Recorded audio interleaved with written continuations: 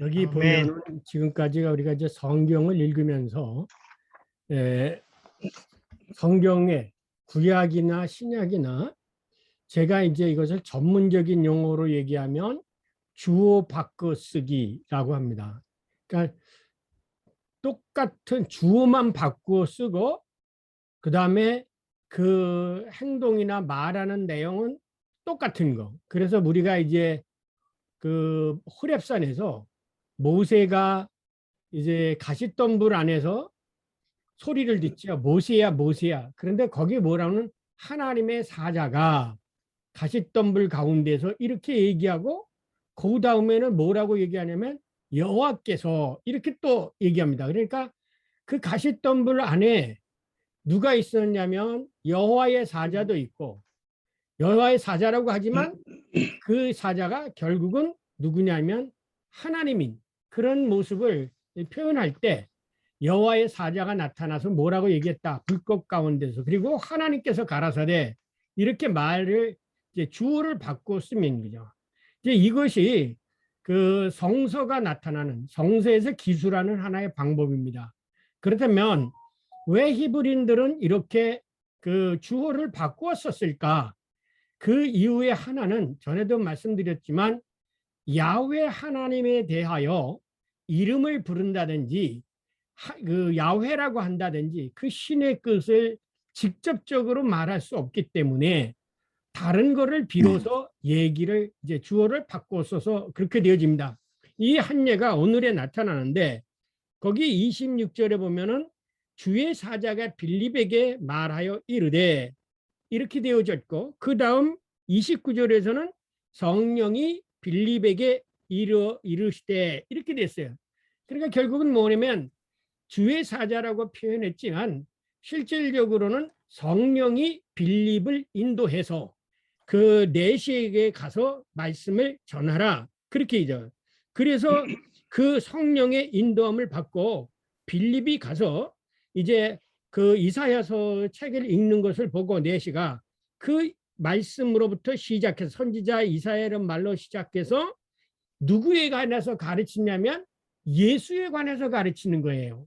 그러니까 성령이 예수 그리스도를 증언하고 또 예수 그리스도가 성령을 증언하고 하나님이 예수 그리스도를 증언하고 예수가 하나님을 증언하고 이렇게 상호 교차적으로 삼위일체 하나님이 서로와 서로에 대해서 그 증언하는 것으로 이렇게 기술이 되어 있지만 사실은 실질적인 면에서는 아까 주의 사자가 성령이라고 바꿔 쓴 것처럼 하나의 그 말 주어 바꿔 쓰기로서 삼위일체 하나님을 표현하고 있다는 것입니다.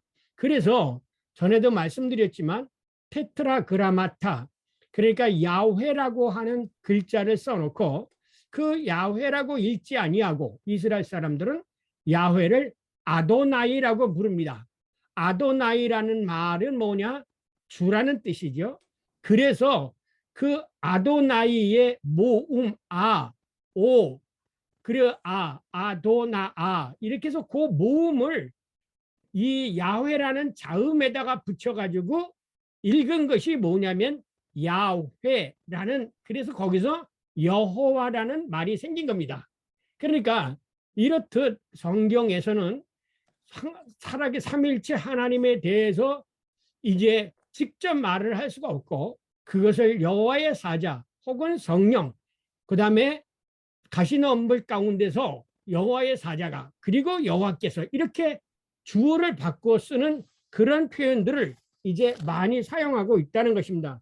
그래서 그것은 두 분이 아니라 그러니까 서로 다른 분이 아니라 사실은 뭐냐면 한 분 하나님이라고 하는 것을 우리들에게 가르쳐 주는 것이 바로 우리가 그 성경을 읽을 때 그 점에서 삼일체 하나님이 드러난다는 것을 여러분이 기억하셔야 될 것 같습니다. 그래서 오늘은 뭐냐면 여호와께서 예수님을 파송하듯이 또 예수님도 제자를 파송하고 성령도 제자들을 파송하고 그러니까는 그 대언자 이렇게 제자들을 파송하는 것이 성령도 파송하고 예수 그리스도도 파송하고 그다음에 성부 하나님도 파송하다. 그렇기 때문에 말로는 주어는 야훼 하나님이 파송하고 예수 그리스도가 파송하고 성령이 파송하는 것으로 되어 있지만 실질적인 면에서는 하나님이 파송하는 것을 그렇게 세 번씩 바꾸어 쓰고 있다는 것입니다. 그래서 삼위일체라는 말이 나오게 된 것입니다. 그러나 삼위일체라는 말은 성경에는 없습니다. 왜? 아버지가 파송하게 되고 아들이 파송하게 되고 성령의 제자들을 파송하게 되니까 이 성부나 성자나 성령이 모두가 똑같은 일을 하고 계시니까 그 세 분이 한 분이다. 이렇게 성경은 이제 증언하고 있는 거죠. 신학적으로 그렇게 해석을 하고 있는 것입니다. 그래서 오늘은 이 하나님의 선교의 역사를 통해서 삼위일체 하나님이 어떻게 우리들에게 인식되어지고 나타났는가라는 것을 오늘 집중적으로 연구해 보려고 합니다. 오늘 공부할 부분은 이 삼위일체 하나님의 경륜적 선교 역사라고 합니다. 이 경륜이라는 말은 에코노미라는 것은 뭐냐면 두 가지 어떤 존재가 밖으로 다 자신을 드러내는 것을 경륜이라고 하고 에코노미가 이 헬라어입니다. 임마넨츠라는 것은 내적으로 향한 거 이것을 임마넨츠라고 그래요. 그러니까 성부 성자 우리들이 보이지 않는 초월적인 하나님의 내적인 관계를 얘기할 때는 내재적인 삼일체라고 얘기하고 그 하나님이 사람들에게 나타나서 사람들과 같이 활동을 하고 만나고 대화를 하고 그 만남의 사건을 얘기할 때는 경륜이라는 말을 쓰게 되어집니다. 이거는 신학적인 전문 용어니까 뭐 알으셔도 되고 안 알으셔도 돼요. 그 내용이나 보면 이제 그 일을 알 수 있습니다. 우리말에서 선교라고 하는 말로 번역된 영어가 뭐냐면 미션이라는 뜻입니다. 근데 이 미션은 라틴어 미시오라는 말에서 유래한 것입니다. 그래서 하나님의 선교라고 하는 말을 할 때 이제 미시오데이라는 말을 하고 있죠. 그러면 이 미시오라는 말은 무슨 뜻이냐? 어떤 사람에게 구체적인 임무를 주어서 파송하는 것. 이것을 미션이라고 하는 거죠. 그러니까 예를 들면 국가에서 중국에 혹은 미국에 어떤 특별한 그 임무를 줘서 파송하고 일하는 것. 그게서 나온 게 뭐냐면 대사지요. 우리말은 대사인데 이 임무를 줘서 파송하는 그런 역할을 할 때 헬라어로서 똑같은 단어가 있습니다. 이게 뭐냐면 아포스톨로스라는 말입니다. 아포스톨로스. 그 아포스톨로스라는 말은 뭐냐면 제자라는 거는 아포스톨 영어로서 영어도 그렇죠. 아포스톨이라고 그러죠. 그거는 사도들이라고 번역을 했는데 이 사도라는 말이 따지고 보면 라틴어의 미시오라는 말이고 영어에는 미션이라는 말입니다. 그리고 이 미션이라는 말은 어떤 의미를 주어 가지고 이제 내보내기 때문에 여러분 요즘 TV에서 미션 그게 뭐예요? 사명이라는 뜻입니다. 사명. 여러분이 잘 아는 그 복음성가의 사명이라는 노래도 있죠. 예. 그것이 바로 이 미션이라는 뜻이에요. 그럼 미션이라는 것은 뭐냐? 일반적으로 보냄을 받은 자는 보낸 자로부터 받은 구체적인 의미를 가지고 있다. 예.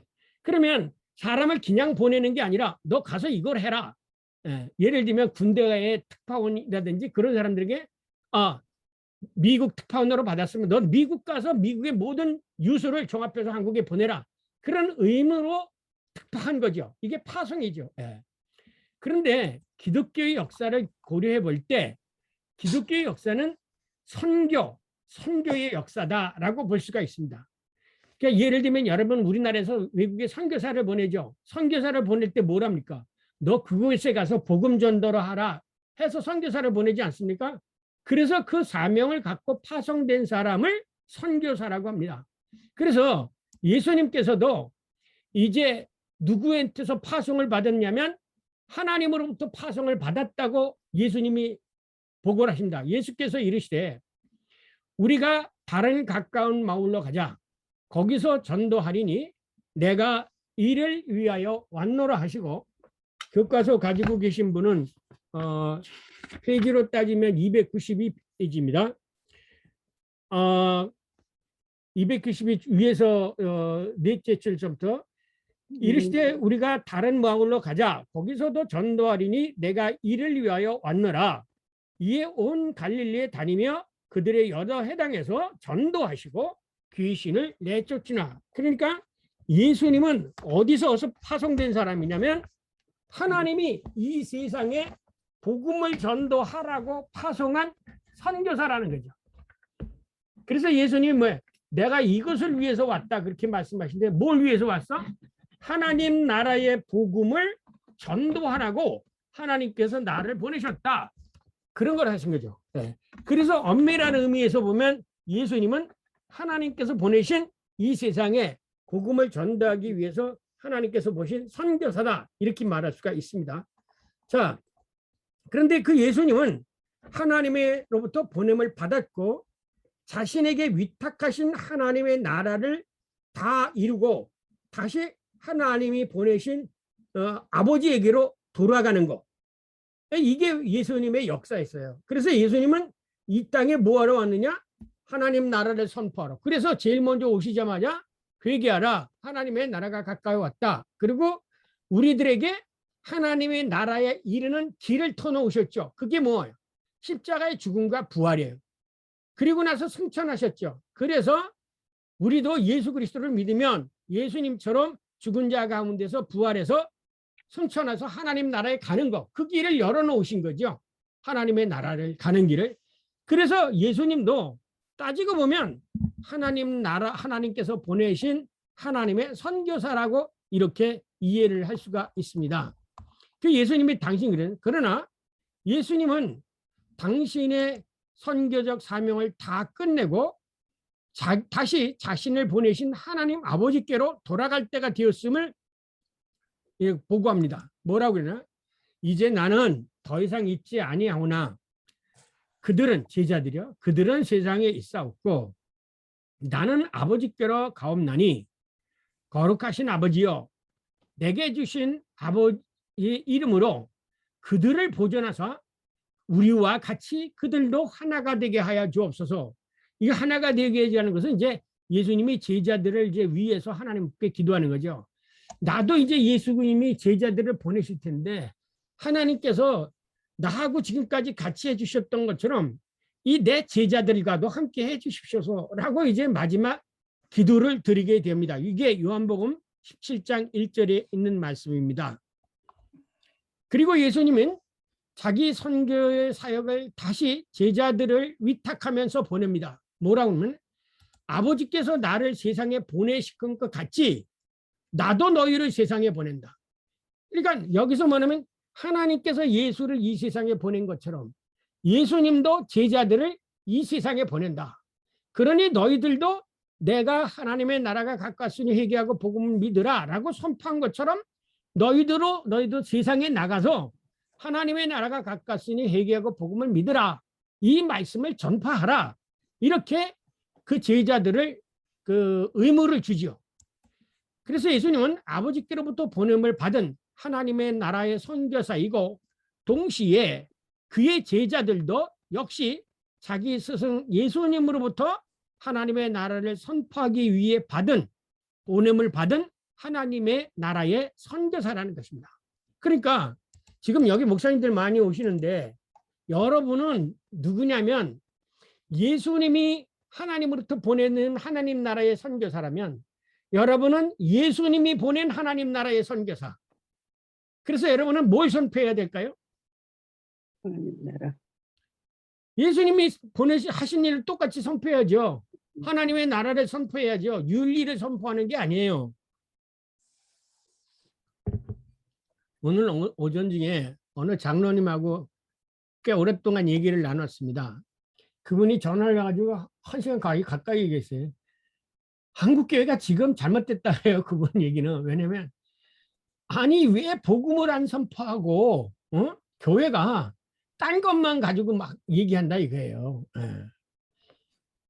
그렇습니다. 여러분이나 제나 해가 선포할 거는 하나님 나라 선포하라는 것이지 세상 정치하라고 보내는 거 아니에요. 교회 정치하라고 보낸 거 아닙니다. 그래서 성자 하나님인 하나님이신 예수님이 아버지로부터 보냄을 받아 이 세상에 온 것처럼 성자 하나님 예수님도 다시 누구를 보내? 성령을 보내신 거죠. 그러니까 뭐냐면 하나님이 예수를 보내신 것처럼 예수님은 또 누구를 보내? 성령을 보내신단 말이에요. 그래서 여러분이 잘 아는 대로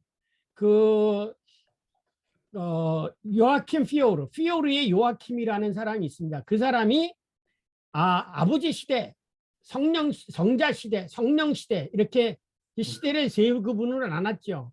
소위 그게 시대 구분이라고 그래가지고 디스펜자션 스토리라는데, 왜냐하면 이 하나님이 예수를 보낸 것처럼 그 다음에 예수가 와서 이 땅에 우리들과 그 다음에 예수님이 다시 성령을 보내니까 구약은 뭐 성부 시대고 예수 그리스도가 성자 시대고 지금은 성령 시대다 뭐 이렇게 얘기를 하는데, 그렇게 얘기하게 된 그 원인이 뭐냐면 이 파송에 대한 문제 때문에 그래요.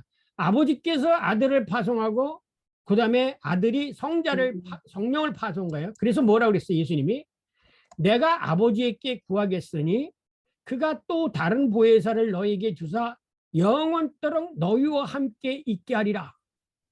그러니까 예수님이 태어날 때 뭐라 했어요?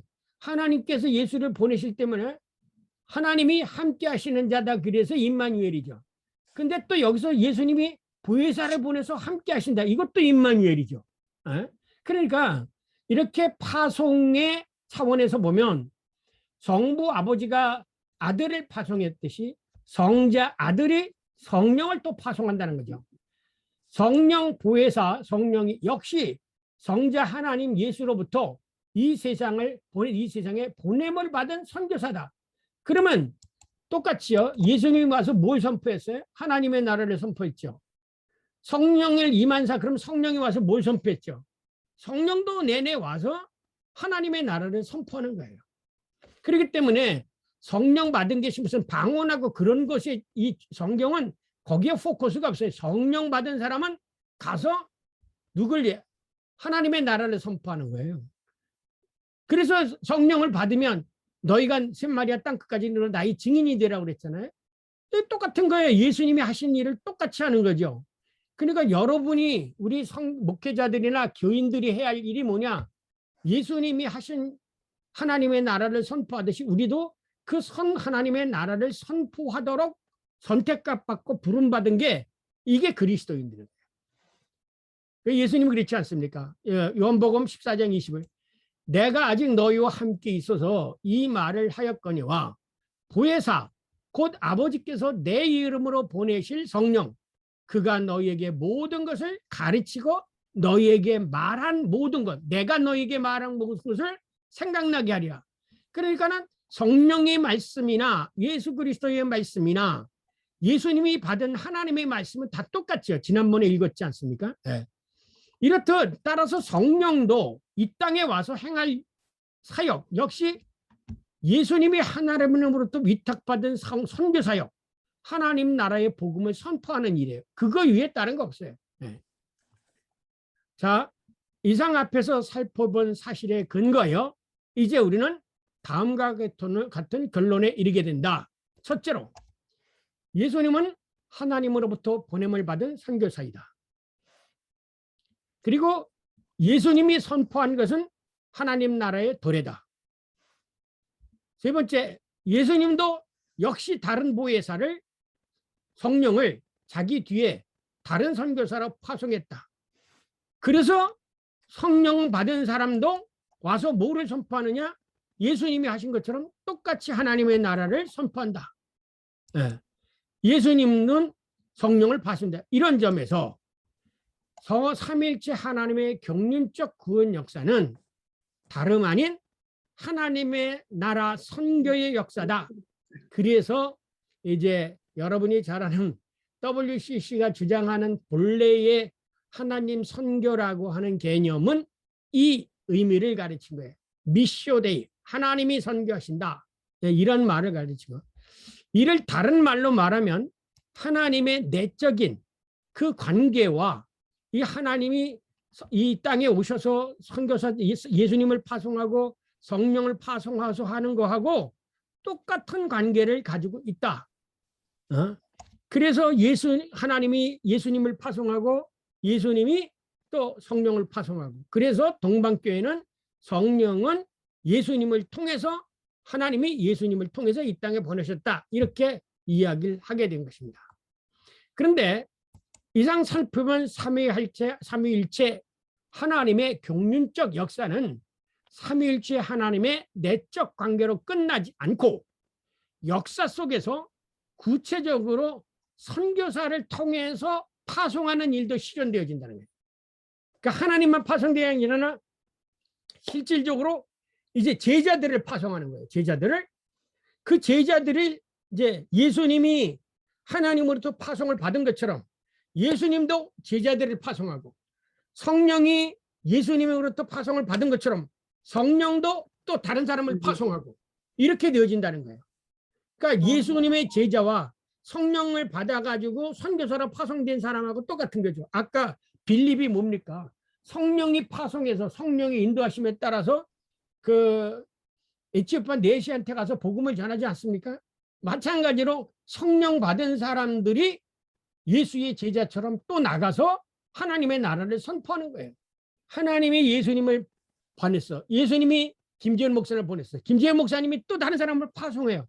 이렇게 계속적으로 이 파송, 선교적인 파송을 통해서 뭐가 똑같은 걸 주는 거야. 하나님의 나라를 선포하는 것이죠. 김지현 목사님이 제자를 선교사 파송할 때 공산주의 선포하라고 파송합니까? 안 하잖아요. 하나님 나라 선포하라고 파송한 거지. 잘 먹고 잘 살아가고 너 거기 가서 선교비 받고 놀고 잘 놀으라 해서 파송한 거 아니지 않습니까? 그러니까 똑같은 아주 심플한 건데, 예. 자, 이 점을 우리는 예수님의 제자들의 부름과 선택, 그리고 그들을 파송하는 선교 역사 속에서 발견할 수 있습니다. 이러한 선교사 선택과 파송의 선교 역사는 제초에 하나님이 일을 하셨기 때문에 예수님도 하고, 또 예수님이 하셨기 때문에 성령도 똑같다는 거예요. 그러면 구약에 나타난 하나님이 선교사를 파송한 사람이 누구냐? 그 사람들이 뭐냐면 예언자라는 거죠. 구약에서 세상으로 너 가서 내 말을 전해 라고 해서 선택해서 이스라엘 백성들에게 보낸 사람이 누굽니까? 그게 대언자, 예언자들 아닙니까? 그러면 예수님이 선택해서 세상에 보내서 하나님의 나라를 선포하라고 얘기하는 거예요. 사도들이에요. 성령께서 사람들을 선택해서 너 나가가지고 사마리아 땅 끝까지로 나의 증인이 되라 해서 파송했던 사람이 누구냐? 이게 그리스도인들이라는 거죠. 그래서 오순절 마가의 다락방에 성령 충만한 사람들이 각 지방으로 돌아가서 자기네들이 가서 하나님의 나라를 선포하고 교회를 세웠어요. 그래서 이제 교회는 사람이 생긴 게 아니라 선교지가 세운 게 아니라 하나님이 세웠다. 그래서 미쇼데이라는 말이 생기게 된 거죠. 선교학에서. 자, 이런 선교적 선택과 파송의 역사는 히브리인들을 대언자, 선택해서 파송하는 구약의 역사부터 시작이 된 거죠.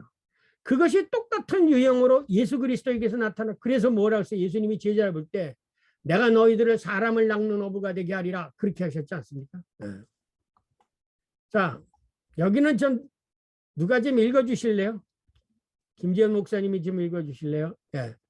이 파란 돌 내가 이렇게 체킹하면 그것만 읽어주세요. 예. 여호와 하나님은 이스라엘 조상들에게 직접 나타나셔서 말씀하셨다. 여호와께서 아브라함에게 이르시되 너는 너의 고향과 친척과 아버지의 집을 떠나 내가 네게 보여줄 땅으로 가라. 내가 너로 큰 민족을 이루고 네게 복을 주어 내 이름을 창대하게 하리니 너는 복이 될지라. 출애굽 사건으로부터 여호와 하나님이 특정한 사람을 선택하여 그에게 자신의 전할 말씀을 주시고 그 말씀을 전하도록 파송하신다. 이제 가라. 내가 네 입과 함께 있어서 할 말을 가르치리라. 예. 자, 여기서 모세에게 하나님이 뭘 주셨어요? 미션을 주신 거죠. 그래, 미션. 요즘은 미션을 주셨다는 게 사명을 주신 거예요. 뭘 사명을 줬어요? 너 가서 선포하라. 네 입. 그래서 그 성령이 예수님께서 너희가 사람들 앞에 섰을 때 뭐라고 말할 거 걱정하지 말라. 그때 너희들에게 성령께서 전할 말씀을 주겠노라 이렇게 말씀하셨잖아요. 똑같은 거예요. 예수님 그 여호와 하나님이 모세를 보낼 때 너 모세가 말 못한다고 하니까 걱정하지 마. 내가 네 입에다가 네가 할 말을 주겠다 이렇게 말씀하신 거예요. 예, 자 여기 있지 않습니까? 내가 내 입과 그의 입에 함께 있어서 너희들이 행할 일을 가르치리라. 여호와 하나님은 구체적인 한 사람을 선택하여 불러서 그에게 당신께서 전할 말씀을 주신다는 것을 알 수 있다. 모세와 아론은 하나님의 말씀을 전하는 말씀의 대언자, 곧 예언자, 바꾸어 말하면 선교사이다. 이러한 사실을 우리는 대언자 소명 기사에서도 발견할 수 있다. 이스라엘의 최초의 문서 예언자인 아모스는 자신의 소명을 다음과 같이 보고 있다. 여호와께서 나를 데려다가 여호와께서 내게 이르시기를 가서 내 백성 이스라엘에게 대언하라 하셨나니 이제 너는 여호와의 말씀을 들을지니라. 예, 주요. 자 여기서 뭐냐면 너에게 이제 가서 말씀 전했는데 전할 말을 이제 들으라. 하나님께 들으라. 그래서 네가 들은 대로 가서 얘기하라. 그래서 예언자들은 내가 여호와께서 이렇게 들어서 너에게 전한다. 그래서 꼭 뭐야? 코 아마 야훼 여호와께서 이렇게 이르시다. 여호와께서 이렇게 말씀하셨다. 라는 말을 늘 항상 거기다 붙이는 거예요. 자, 주 여호와께서 말씀하신즉 누가 예언하지 아니하겠느냐. 이렇듯 대언자 곧 하나님의 말씀의 대언자는 여호와 하나님의 말씀을 백성들에게 전하는 사람들이다. 여호와께서 이렇게 말씀하셨다. 혹은 여호와의 말씀이다. 라는 상용구가 덧붙어 있다. 하나님의 사자가 하나님의 말씀을 대언하는 역할과 동시에 동일시 되기도 하였다.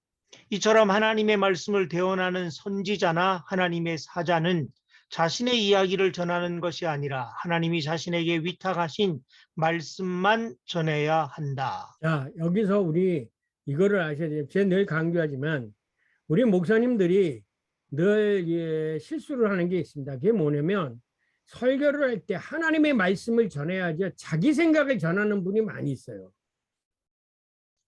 그러면 절대로 교인들이 은혜를 못 받습니다. 근데 하나님의 말씀을 전하세요. 준비 안 됐더라면 하나님의 말씀을 그냥 읽으세요. 왜냐하면 그래서 우리는 하나님의 말씀, 우리가 교회 갈 때 김지원 목사님 얘기 들으러 가는 거예요. 어선 뭐 김지원 목사님은 노래 들으러 가는 거예요. 찬송. 하나님의 말씀을 전하는 거예요. 하나님의 말씀은. 그리고 우리가 그러잖아요. 평신도들이 목회자, 말씀의 종이라고. 그러니까 하나님의 말씀을 대언하니까 우리가 존경하고 따르는 거죠. 내가 김재진 목사 말 들으러 가려면 뭐부터 가? 그게 아닌지 않습니까? 오늘도 그 전하신 장로님이 그런 거예요. 왜 목사들이 하나님의 말씀을 전하지 않고 딴소리를 하고 앉아있느냐 이거예요. 이거 보세요. 파송하서 뭐냐면 가서 전하라. 네가 들은 걸 가서 전하라. 그 전에는 그 뭘 하나님의 나라를 전하라고 했지 무슨 다른 얘기를 노노맹자. 그리고 이거 목사님 이걸 고쳐오시면 해요.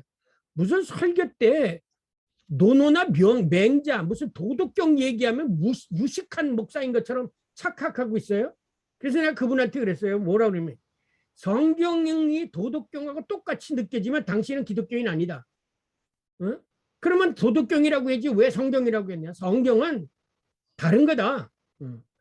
도덕경에 나오는 공자 맹자가 마호메트가 인간을 위해서 죽은 적이 있냐. 기독교는 하나님이 예수님이 이 땅에 오셔서 인간을 위해서 죽은 거야. 그런 게 다른 게 어디 있어. 기독교는 종교가 아닙니다. 종교가 아니에요. 왜 자꾸 종교적으로 돌아가려고 해요. 근데 그래서 제가 전에도 얘기했지 않습니까? 부활신학 우조 강좌 때 제가 그랬지 않습니까? 첫 번째 우조 때. 내가 오늘 이 시간에 여기서 예수님이 막달라 마리아하고 썸씽 스캔들이 있었다. 그러면 사람들이 몰려올 것이다. 근데 예수님이 부활했다고 하니까 사람 안 놀아. 안 믿어요. 받아들이고 싶지 않은 거예요. 인간들이. 사악하기 때문에. 그래서 오히려 악성 루머가 더 쉽게, 요즘 선거철이죠.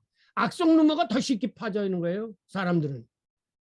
호기심 아니에요. 인간이 그 악한 것에 쇠뇌되어져 있기 때문에 그것이 내적인 것이 악하기 때문에 악한 걸 더 좋아한다니까요. 그러니까는 아니면 그만이지 하고 악성 루머를 퍼뜨리는 거예요.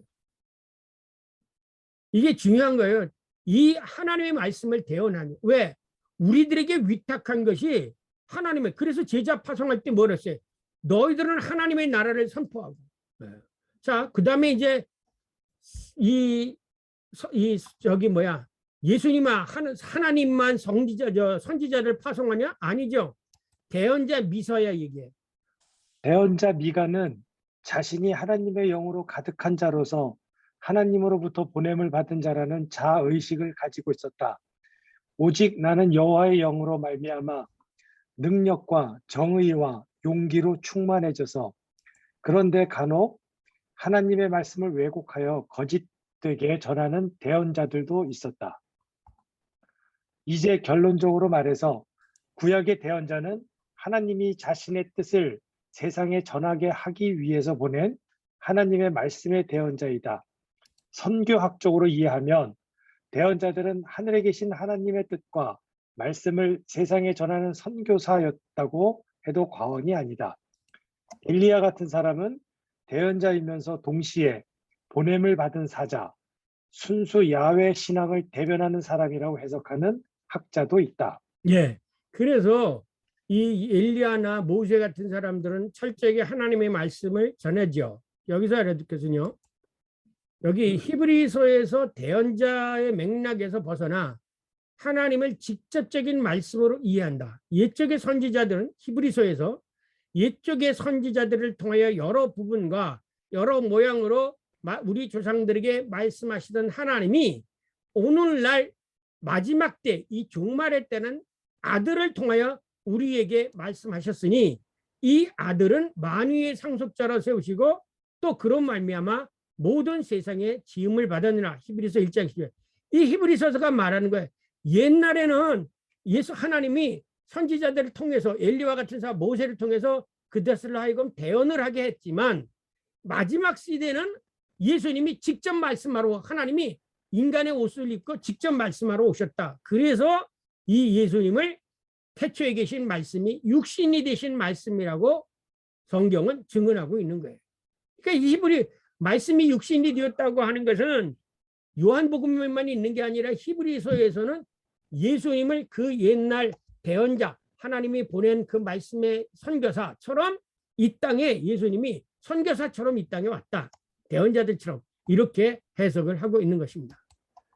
자, 세 번째, 하나님의 나라를 선포하는 제자들. 이제 이 하나님의 나라를 선포하는 자들이 신약 성경에 와서 예수님께 부름을 받아서 이 소명을 실천하고 있습니다. 구약의 대언자들의 소명과 파송에 상응하게 예수님의 제자들도 역시 예수님으로부터 선택되어 부름받아 하나님 나라의 복음을 선포하도록 세상에 파송된다. 예수께서 12제자를 불러 모으사 모든 귀신을 제어하며 병을 고치는 능력과 권위를 주시고 하나님의 나라를 전파하며 앓는 자를 고치게 하려고 내보내시며. 자 보세요. 예수님이 오셔서 12제자를 보내셨죠. 근데 귀신 쫓아내셨죠. 예수님도. 제자들도 귀신 쫓아냈어요. 예수님이 병을 고치셨죠. 제자들도 병을 고쳤어요. 또 예수님이 하나님의 나라를 선포했죠. 제자들도 하나님의 나라를 선포했어요. 그 다음에 예수님이 병든 자를 고치셨듯이 제자들도 똑같이 했어요. 예수님이 하신 일을 똑같이 다. 이게 뭐예요? 모든 권세를 내가 너에게 주나. 그러니까 너희들도 내가 한 것처럼 똑같이 하라. 그거예요. 네. 계속해서요. 하나님 나라의 복음 선포를 통하여 제자들은 살아계신 하나님을 실제로 경험한다. 그래서 70인 전도대원들은 하나님 나라의 복음을 선포하는 선교 실습을 마치고 돌아와서 70인이 기뻐하며 돌아와 이르되 주여 주의 이름으로 귀신들도 우리에게 항복하도이다. 이러한 70인 전도대원들의 보고와 예수님의 답변에 의하면 제자들과 70인 전도대원들이 그 당시 행한 것은 바로 하나님 나라 선교 실습 혹은 전도 실습이었다. 왜냐하면 예수님도 이미 이 땅에 오신 목적을 하나님 나라를 선포하는 것이라고 확언하셨기 때문이다. 또한 예수님은 그들에게 전할 복음을 주시겠다고 약속하신다. 그때 너희에게 할 말을 주시리니 말하는 이는 너희가 아니라 너희 속에서 말씀하시는 이 곧 너희 아버지의 성령이시니라. 자, 보세요. 그래서 저 사람이 참 하나님의 종이냐, 말씀의 종이냐 아니냐라고 하는 것은 뭘로 판가름 되냐면 그가 선포하는 게 뭐냐라는 것으로 판가름 되는 거예요. 그러니까 김재현 목사님이 참 하나님의 종이냐 아니냐, 하나님의 성령이 함께하는 주의 종이냐 아니냐, 뭘로 판가름하느냐. 하나님의 나라를 선포하고 귀신을 내쫓고 그 다음에 병든 자를 고치고 그러면 하나님의 종이죠. 그런데 성령이 함께하지 않으면 자기 소리를 하는 거예요. 그러니까 초대교회에 성령 받은 사람들은 교인들이 다 성령에 충만해서 하나님께 영광을 돌리는데 매일 설교를 들어도 맹숭맹숭하고 하나도 은혜가 되는 게 없어. 그거는 그 목사에게 성령이 함께 하시지 않았다는 얘기예요. 왜 그러냐? 하나님의 말씀을 전하려고 하지 않고 지 얘기를 전하려고 했기 때문에. 자기 얘기를. 그래서 예수님이 그랬잖아요. 이 사도행전 1장 너희가 성령을 받으면 하나님의 나라가 땅 끝까지 되리라. 그래서 성령 받은 목사님은 미국 목사님은 한국 목사님은 시골 목사님은 대형교회 목사님 다 똑같은 거예요. 네. 큰 교회 목사하고 다르고 뭐 요즘 한국에 그 못된 버릇이 있어요. 큰 목사, 작은 목사? 불교에서 하는 걸 따라와가지고 불교의 큰 스님, 작은 스님 그런 것처럼 무슨 목사의 큰 목사, 작은 목사가 어디 있어? 대형교회 목사는 큰 목사야? 작은 시골교회면 작은 목사야? 이런 생각들이 이게 다 비성서적인다는 거죠. 문제는 하나님의 말씀을 받아서 전하느냐 안 전하느냐 여기에 중점이 있는 것이 평가가 있는 것이지 교회 크게 세웠다고 그래서 이게 교회 크게 세우려는 방법은 한 가지 있어요. 종교처럼 하면 돼요. 종교처럼. 예. 종교처럼. 예. 하나님 앞에 그 헌금 많이 하고 그러면 복 받는다 그러고 착하고 복 받은 사람 가서 간증시키고 그러면 복 받고 싶은 욕심 속에 다 헌금 많이 하고 그래요. 예. 그거는 하나님의 교회가 아니에요. 그거는. 예. 목사도 아니고. 자, 계속해서. 앞절에서 이미 살펴본 바와 같이 대언자들에게 임한 하나님의 영, 곧 성부 하나님으로부터 보냄을 받은 대언자들의 영과 예수님의 제자들에게 임한 성령, 곧 예수 그리스도로부터 보냄을 받은 선지자들의 영은 유형적으로 일치한다. 즉 여호와 하나님의 영과 대언자들에게 임한 영, 그리고 예수님과 제자들에게 임한 영은 동일하신 분이다. 제자들이 귀신을 내어 쫓고 병을 고치는 일도 하나님 나라의 복음을 선포하는 선교의 한 방편이라는 것이다. 그러한 사역을 통하여 이 하나님이 통치하는 세상, 곧 하나님의 나라가 증언되고 선포되는 것이다. 그래서 예수님도 내가 하나님의 성령을 힘입어 귀신을 쫓아내는 것이면 하나님의 나라가 이미 너희에게 임하였느니라.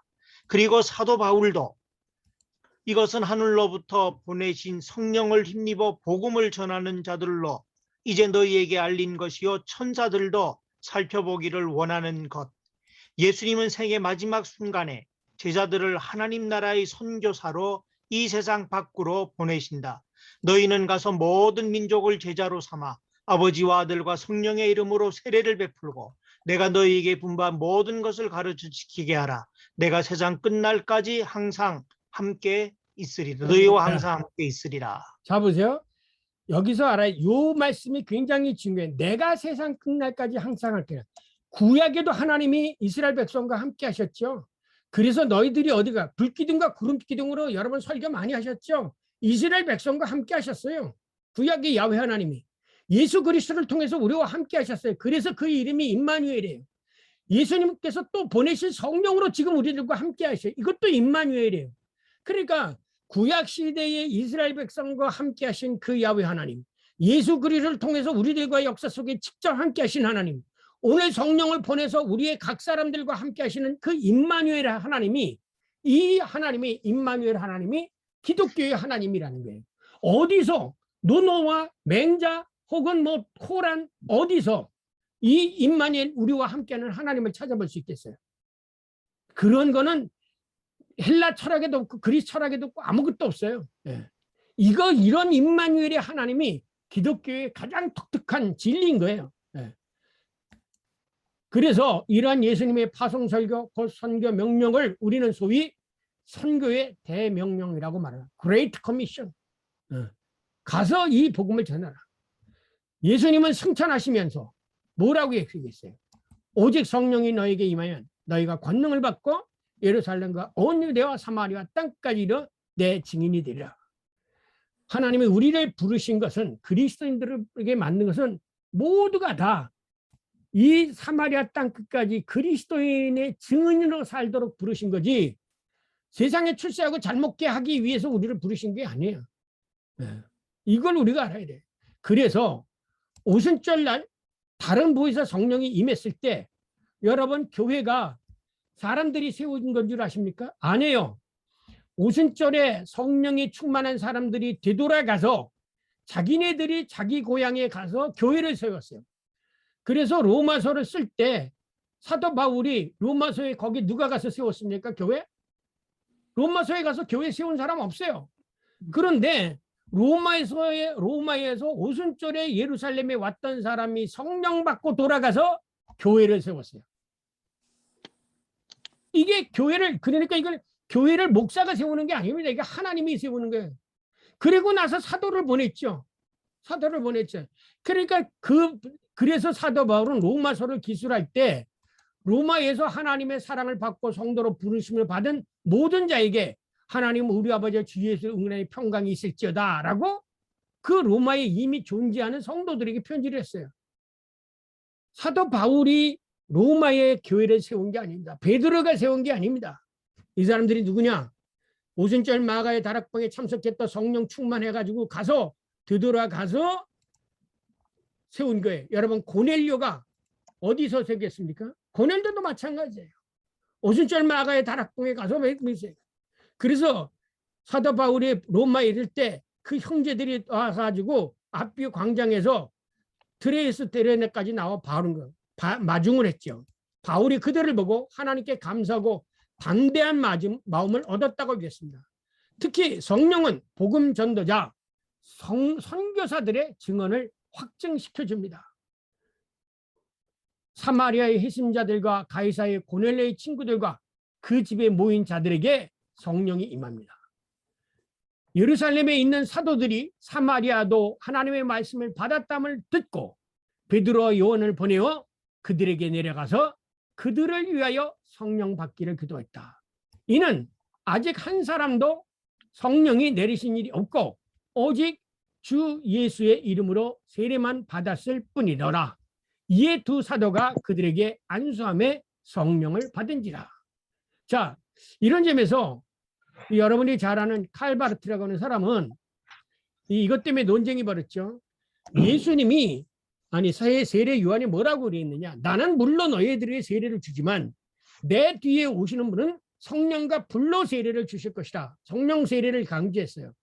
그래서 칼바르트가 연구를 하다 보니까 사크라멘트는 물 세례가 아니라 성령 세례라고 증언했다고 해서 그 다음부터 많은 신학자들에게 비난을 받았습니다. 근데 이 말씀에 의하면 성령을 모르고 세례받은 사람에게 다시 성령 받기를 기도했다는 거예요. 초대교회가. 그러니까 지금도 이 성령 받기를 위해서 기도를 해야 되는데 이 사람들이 성령을 마치 무슨 방언이나 하고 다른 은사 받는 것이나 하는 것이 성령인 것처럼 착각하고 있어요. 은사와 성령은 틀린 거예요. 은사와 성령은 틀린 거예요. 그것은 성령이 각 사람에게 주시는 선물과 같은 카리스마예요. 카리스마가 뭐예요? 은사고 성령은 하나님의 영을 받는 거예요. 그래야 하나님을 알 수 있어요. 그래서 아까 읽은 부분입니다. 주의 사자가 빌립에게 말하여 이르되 일어나서 남쪽 향하여 예루살렘으로 가서 내려가서 가자까지 가라. 성령이, 여기서 주의 사자가 성령이 빌립더로 이르되 이 수레로 가까이 나아가라 하거늘 가서 물이 있음에 주의 성령이 빌립을 이끌어갔다 그랬지 않습니까? 그러니까 뭐냐면 이 오늘날도 성령이 임한 사람, 성령이 임한 그 목회자는 하나님의 말씀을 전하고 하나님의 역사가 일어나는 거예요. 하나님의 역사가 일어나요. 조영교 목사님이 돌아가셨지만 조영교 목사님이 초창기에 이 불광동 여기에서 목회하고 그러실 때 그때는 천막 치고 목회할 때 하나님의 성령의 역사가 많이 일어났지요. 근데 누구나 다 섰다고 생각할 때 넘어질까 조심하라. 그런 것처럼 서면은 넘어지기가 쉬운 거예요. 왜? 그때 사탄 마귀가 역사를 하거든요. 사탄 마귀는 우리가 어렵고 힘들 때 역사하지 않아요. 우리가 교만해지면 역사합니다. 내 능력이다, 내 힘이다 자랑하기 시작하면 성령 그 사탄 마귀가 와서 유혹해서 넘어지게 만드는 거예요. 사람이 고개를 숙이고 어그로 갈 때는 돌뿌리에 안 넘어집니다. 그러나 고개를 빡 숙이고 앞을 안 쳐다보고 저기고 지멋대로 고개 안 숙이고 앞만 쳐다보고 고개 뻗쩍 들고 목이 걷어 들면 돌뿌리에 걸려 넘어지는 것이 인간입니다. 자, 우리가 이걸 알아야 된다. 그래서 예수님이 시험에 들게 하지 마시고 악에서 구하옵소서 너희들 꼭 그렇게 기도하라. 그래서 가르쳐 주신 거예요. 예수님은 당신의 제자들을 선택하여 제자로 불러 세우신 다음 하나님의 나라의 복음을 전파하도록 파송하셨다. 그리고 성령도 오순절 각지에서 몰려온 디아스포라 유대인들에게 임하여 그들을 자기 지방에서 복음 증언자로 삼으셨다.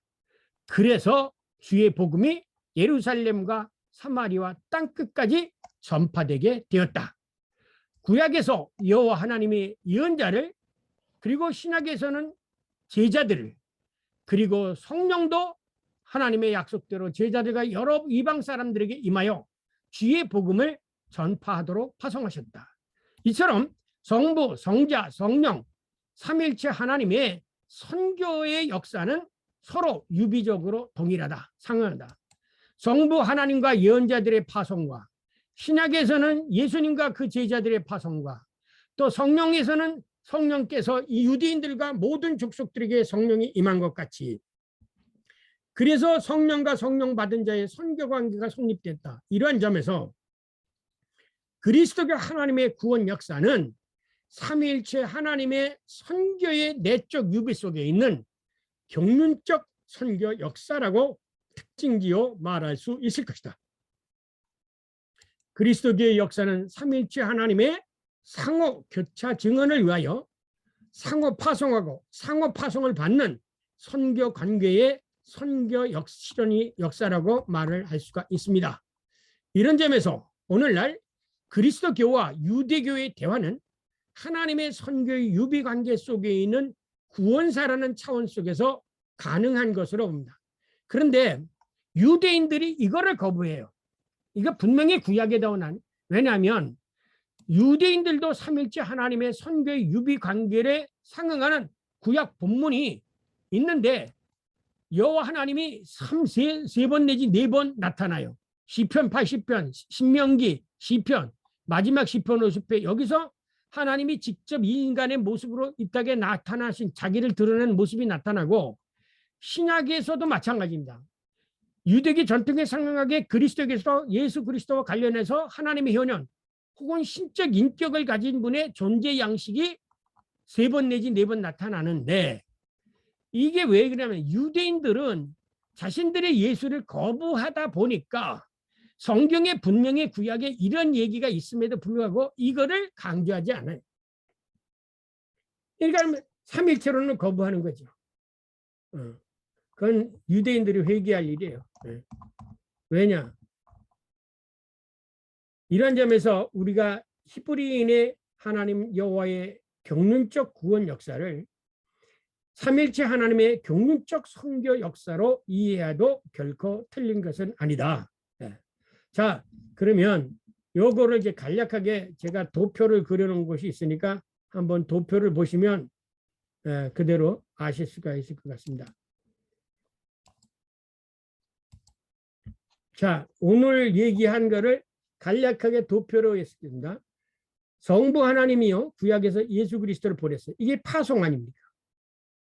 예수 그리스도가 아까 얘기했지만 성령을 보내셨어요. 파송이에요. 그러면 성부 하나님이 예수를 보내서 뭘 얘기하라고 그랬어요? 하나님의 나라 통치, 하나님의 나라를 선포하라고 그랬어요. 예수님이 성령을 보내면서 뭐라고 얘기했어요? 하나님의 나라와 통치를 선포하라고 그랬어요. 또 구약에서는 이제 이것은 신을 보낸 거죠. 삼일체. 예수님이 성부 하나님이 예언자를 파송했어요. 대언자. 예수님이 제자들을 파송했어요. 성령이 각 사람에게 임했어요. 그러니까 성부, 성자, 성령이 각자 사람을 보내는 파송. 그 다음에 성부 하나님이 성자 예수 그리스도를 보내는 파송. 성자 예수가 성령을 보내는 파송. 이것이 내재적인 하나의 내재적 삼위일체의 파송 역사라면 성부 하나님이 대언자 사람을 파송하거나 예수님이 제자들을 파송하거나 성령이 이렇게 파송하는 이야기는 똑같은 경륜적인 선교 역사라는 거죠. 그래서 이것을 같이 이렇게 다시 묶어놓으면 성부 하나님이 모세를 보냈고 예수님이 제자를 보냈고 성령이 각 사람을 선교사로 보낸 거예요. 그래서 요 모델이나 요 딱 같은 모델이나 이렇게 하는 모델이나 똑같다는 거죠. 예? 그래서 오늘날 하나님의 통치가 어떻게 되냐면 하나님의 통치는 성부가 예언자들을 통해서 행하셨고 하나님의 통치는 성자가 제자들을 통해서 하나님의 통치를 선포했고 그 다음에 성령이 각 사람에게 임해서 하나님의 나라를 통치했어요. 그러면 이 아버지와 아들과의 관계를 다시 묶으면 예수님이 하나님이 예수 그리스도를 통해서 성령을 보내셨죠. 그 다음에 성령이 예수 그리스도를 통해서 인간에게 와요. 하나님이 예수 그리스도를 통해서 인간에게 오고요. 그래서 여기 이렇게 이 삼위일체적인 경륜적 역사와 내적인 역사가 같이 일어나게 되어지는 거예요.